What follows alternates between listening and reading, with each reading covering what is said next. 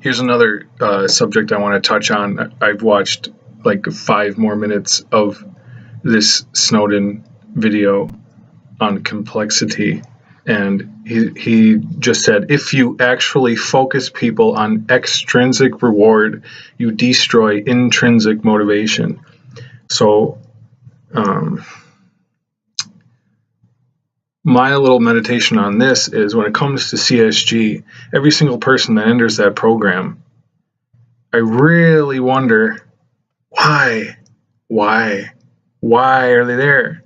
So we know that some people come in and they're creators and they really want to create, and there's also some people that come in and they're gamers and they really just want to play games. But what they both have in common is wanting to be in the atmosphere at all. And there is some crossover between people who want to create and also want to play games, and then there's people who really just want to like create like 100%. And this might actually be a weakness of mine, that I'm so much of a creator that I do very little research at actually playing games. When I sit down and play a game, it's like, oh my god, video games are fun, and it's like this thing that I lose touch of for a long time. But for every single person that comes in to the department, even if they come in and they don't seem real serious, they're there for some reason. And if we find out what that is, if we can discern the intrinsic motivation, that's where the human resources come from. That's where we'll start to get rich. And it's not just with money, it's with the entire wealth of environment. And if you connect the program to people's intrinsic motivations, which is really, I think, at the bottom of everything that I can do, it's that, and everything I want to do, it's that. It's whatever, like if I'm in an environment, there's the theme of the environment. So for CSG, it's computer simulation and games. And then there's individuals there, humans there with intrinsic motivations. And if you connect those two, if you really understand the connections between those, I mean, for everyone that you understand, you'll never lose them. You'll never lose their input, and you'll never lose their healthy contributions. And you don't even have to worry about, oh, how much are we going to pay them? Because that's an extrinsic reward. If we're worried about money, and it's almost like it's Christian in a sense, like when Jesus said you can only serve one master, God or money. So money is an extrinsic reward for things you do. And in this comparison, God is the intrinsic motivation, and that kind of fits with the Hindu definition of God, which is your ultimate concern. God is your ultimate concern. God is your intrinsic motivation.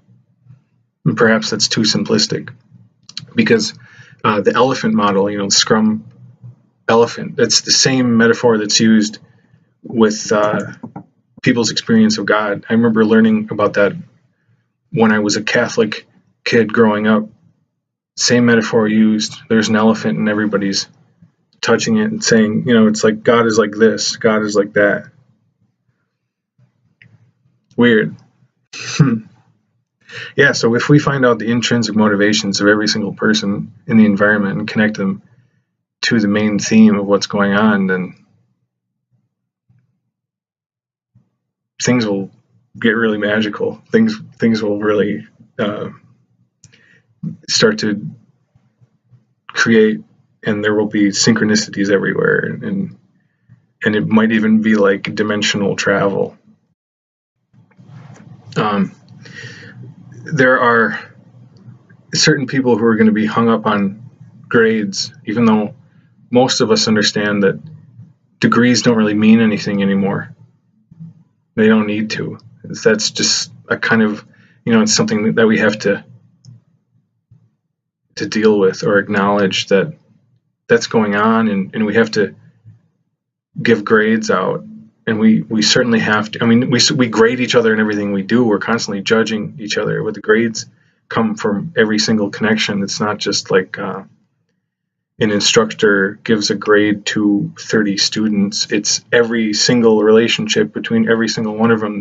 There's grading and regrading going on constantly. It's not just daily. It's constantly. It's second by second. It's every frame. If you have 60 frames a second in your consciousness, there are new judgments arising and new grades giving to each other all the time. And that's perhaps the external extrinsic reward. And that's another thing about when we're looking at games.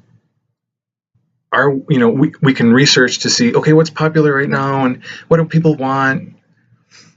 People want faster horses, and if you give them that, you're not really being innovative. And I was in music business class the other day, and they were interviewing musicians, famous musicians, successful musicians, about what it takes to make a good record. And there were just tons of musicians who talked about what it takes to get famous and make it big, and you know how many of those people said that they looked at other people's stuff and they looked at the market and tried to get on the trends and triangulate what was going to be next and make pretty much the same thing that everyone else was making. No, nobody said that. Nobody said that. What people said, it was like Barry White was one of them. He just said, do the thing, make the record that you would make for no money. It's the same thing as this. No, it's not for the extrinsic reward. It's the intrinsic motivation. Do the thing that you love. That's how you make $1 million. And this was some occult information because my instructor tried to put it on YouTube. This was a tape from 1991. My instructor tried to put it on YouTube multiple times, and they take it down every time. It's hidden information. Yeah, the secret, at least from those people, the musicians who were important and big, they just did what they wanted. They made what they wanted, and I think that you need to make the game that you want to make and don't screw around with anything else.